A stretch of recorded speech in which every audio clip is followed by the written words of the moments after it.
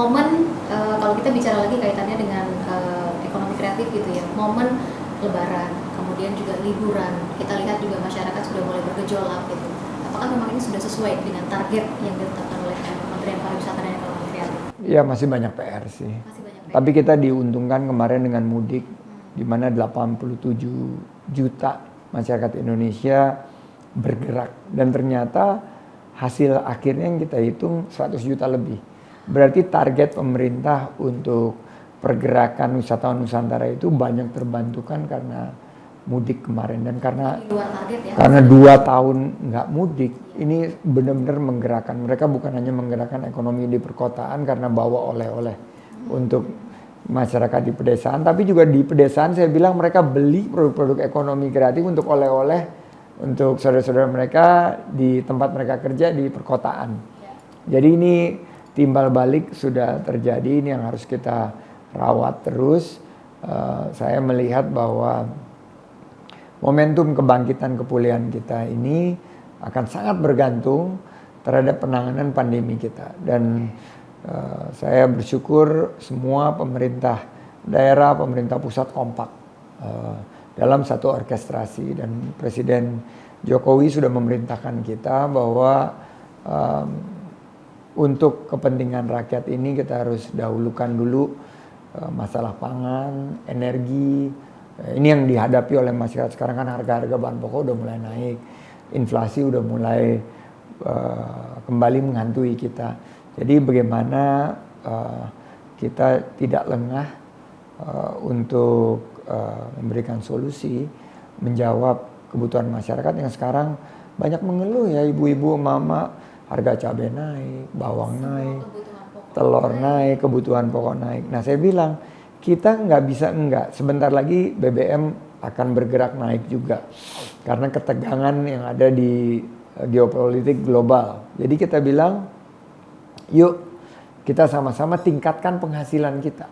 Sehingga kita bisa menyikapi kenaikan biaya hidup. Dan kita masih bisa nabung, kita masih bisa ya untuk saudara-saudara kita masih tetap bisa memenuhi biaya pendidikan, biaya kesehatannya, dan kita tetap bisa mengatasi gejolak ini, krisis pangan dan krisis energi yang sekarang mulai kita hadapi. Oke, kalau mengejar sesuatu mungkin itu juga butuh proses, tapi bagaimana dengan cara mempertahankan?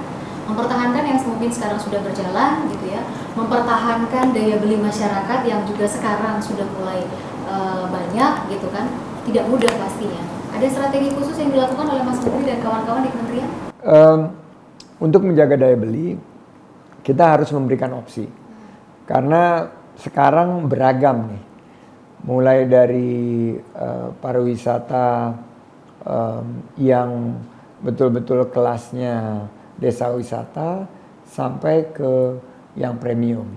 Nah, oleh karena itu kita harus memberdayakan masyarakat yang saya sebut sebagai community based tourism. Jadi pariwisata itu harus berbasis masyarakat, dari dan untuk mereka.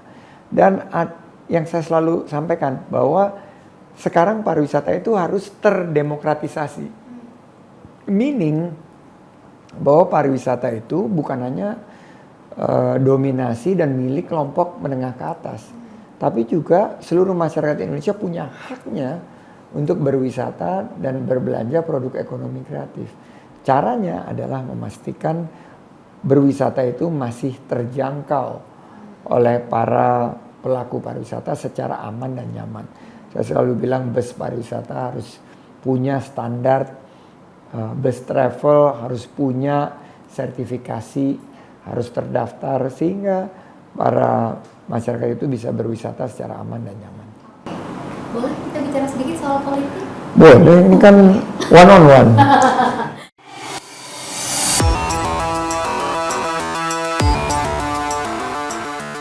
Sandiaga Salahuddin Uno bisa dibilang sudah jor-joran terjun ke dunia politik. Ia mengawali karir politiknya sebagai calon wakil gubernur DKI Jakarta di penghujung 2016.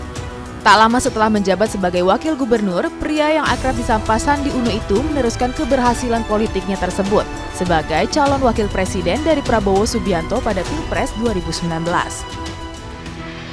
Nah, saat ini berbagai lembaga survei mencatatkan nama Sandiaga Salahuddin Uno berada di puncak survei elektabilitas calon wakil presiden 2024. Elektabilitas Sandi Uno diketahui sangat tinggi lantaran dinilai sudah memiliki citra kuat sebagai calon wakil presiden. Sementara itu, usai dilantik sebagai Menteri Pariwisata dan Ekonomi Kreatif pada 23 Desember 2020, Sandi Uno menyampaikan 3 gagasan utama, yakni inovasi, adaptasi, dan kolaborasi. Terbukti, Sandiaga Uno bergerak secara cepat berbenah dengan melakukan perubahan mendasar terhadap destinasi pariwisata tanah air. Kemenparekraf di bawah pimpinannya mampu beradaptasi dengan keadaan terkini, yakni pandemi COVID-19. Dengan menggandeng semua pihak, Sandi Uno yakin dapat mengembangkan pemberdayaan agar dapat membuka lapangan kerja. Sebelum terjun ke dunia politik, Sandi Uno dikenal sebagai pengusaha dengan menduduki posisi sebagai direktur dan komisaris di sejumlah perusahaan. Pria kelahiran 28 Juni 1969 itu membangun sejumlah perusahaan yang menanamkan investasi. Seperti yang diketahui, investasi yang ditekuninya sejak tahun 1997 itu meliputi sektor konsumer, infrastruktur, dan sumber daya alam.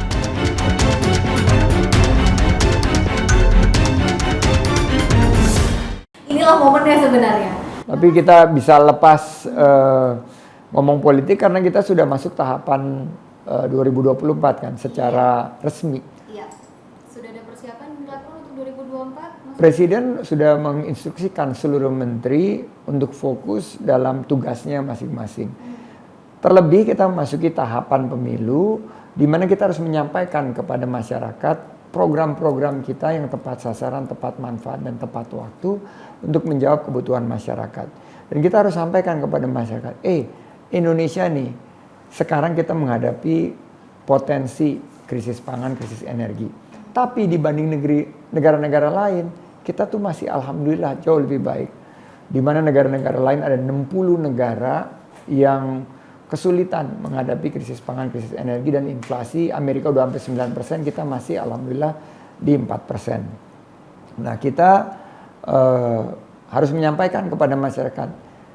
Masyarakat sekarang kan udah mulai ngomong nih di setiap warung kopi Pilpres 2024. Tapi kita harus menyampaikan, 2024 itu akan dihadapi sebagai konsekuensi kontestasi demokrasi yang harusnya jangan memecah belah kita. Kita harus bersatu padu. Nanti akan ada beberapa calon peserta, tapi jangan hanya bicara siapa dan siapanya. Tapi harus bicara apa konsepnya, apa visinya. Karena ini nanti akan ditentukan oleh elit partai politik September 2023. Berarti masih ada 14 bulan lagi. Berarti kita harus mampu sama-sama untuk mulai melihat konsep ekonominya seperti apa sih. Bagaimana menciptakan lapangan kerja, bagaimana kita meneruskan pembangunan yang sudah berjalan 8-9 tahun ini, bagaimana kita nggak balik lagi ke masa-masa yang tidak enak. Ya, kira-kira sebelum ini kan kita naik kelas terus nih, kelas 5, naik kelas 6, naik kelas 7, naik kelas 8. Jangan balik lagi ke kelas 3 lagi gitu, tapi terus bertingkat dan akhirnya kita mencapai negara maju. Kita ini sekarang masih boleh dibilang negara dengan middle income. Dan kita menuju upper middle income. Kita akan kembali setelah sebelum COVID.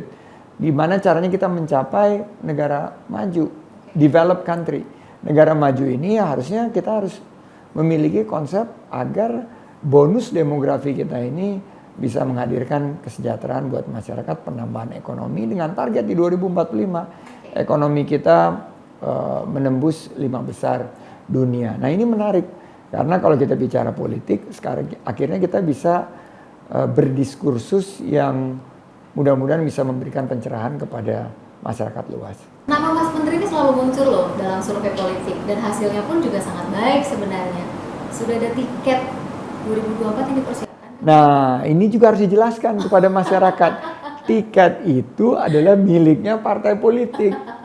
Jadi partai-partai politik ini yang nanti akan menentukan. Tapi saya super yakin elit-elit partai politik kita, pemimpin-pemimpin partai politik kita sangat peka terhadap apa yang dirasakan masyarakat. Dan karena ekonomilah yang menjadi isu utama, di tahun 2024, maka partai politik ini harus memastikan bahwa calon yang mereka akan dukung dan usung itu memiliki konsep penyelesaian masalah ekonomi ke depan. Secara pribadi, sudahkah menyiapkan sebenarnya? Buat saya, pimpinan saya menyatakan untuk fokus di tugas kementerian. Apapun nanti keputusannya, tentunya harus kita yakini sebagai keputusan yang terbaik untuk bangsa dan NKRI. Oke, tidak mencoba untuk melihat ke koalisi dari partai non-parlemen. Nah, itu ranahnya adalah ranah dari para pimpinan partai politik, termasuk yang non-parlemen. Karena yang non-parlemen ini besar juga loh. Yang non-parlemen ini kalau dikumpulkan jutaan suara. Dan ya, saya terus membuka komunikasi, misalnya dengan Pak Haritanu, dengan Perindo, saya banyak berdiskusi. Dan tidak tertutup kemungkinan nanti melalui pembicaraan kerjasama, siapa tahu saling bisa berkolaborasi, tapi untuk NKRI, untuk Merah Putih, Pancasila, Bhinneka Tunggal Ika, untuk membangun Indonesia yang lebih baik. Oke, tapi masih ada waktu untuk diri sendiri, me time itu biasanya ngapain, Mas? Tarikan nafasnya lumayan agak panjang. Salah satu yang saya rasakan berat, karena di tugas pemerintahan ini kita harus totalitas. Jadi saya minta izin sama keluarga, termasuk kepada kedua orang tua yang sudah mulai sepuh. Tapi semakin sepuh ini semakin pengen ngomong, karena pengen diurus gitu. Ibu saya 82, bapak saya 86, masih sehat dua-duanya, tapi sudah butuh banget perhatian. Kalau nggak dikunjungi, mereka bertanya kemana sih kok nggak pernah datang gitu. Terus punya anak juga yang ada yang udah usianya sudah kerja, tapi ada juga usianya yang masih bertumbuh, Sulaiman. Terus saya juga minta pengertian sama istri saya, Mbak Nur, karena tugas di pemerintahan, kuantitas kita dalam berinteraksi itu akan sangat kurang. Tapi saya berharap kualitas interaksi kita dengan video call, dengan diskusi-diskusi pakai Zoom, dan sesekali saya nganter anak sekolah atau mampir ke rumah orang tua, itu mudah-mudahan bisa mengobati rasa rindu mereka. Namun kalau me time, saya me time itu paling cuma pas olahraga aja. Masih lari, renang, basket, sepeda. Jadi disitulah me time luxury yang saya miliki. Selebihnya hampir nggak ada waktu ya. Karena istirahat aja juga sangat ditaker gitu loh. Dan kadang-kadang nyolong-nyolong tidur dalam perjalanan.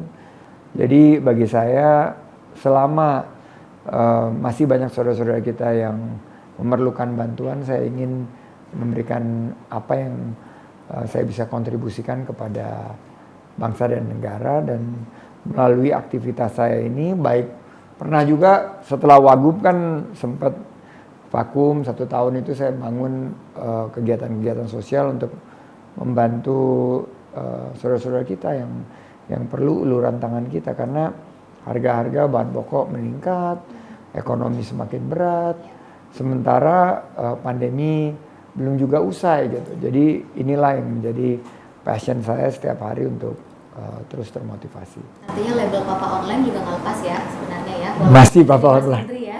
Masih Papa Online, walaupun sekarang terbatas ke kegiatan tugas di pemerintahan.